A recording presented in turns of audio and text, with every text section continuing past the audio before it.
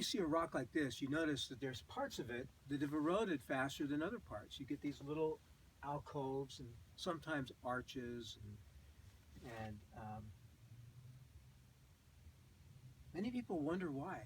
What's going on here? And just recently we've learned that those parts that are stronger and aren't eroding as fast are actually the parts where there's more stress on the rock. So the load of this rock right here on top of that rock right there is being distributed through a series of stress lines that make a network up. So the stress is not evenly distributed through the rock, it's distributed through these various parts. You can see that essentially the parts that are resisting erosion are the parts where the stress is greater.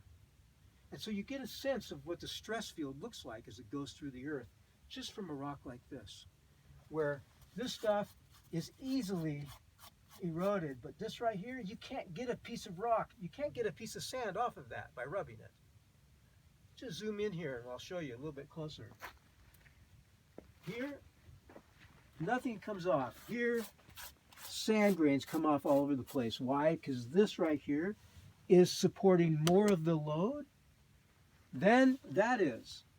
So these are like the pillars that would make up a structure.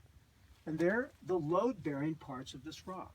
So the stress is being distributed kind of like fingers going through the rock. And that's why it erodes the way it does.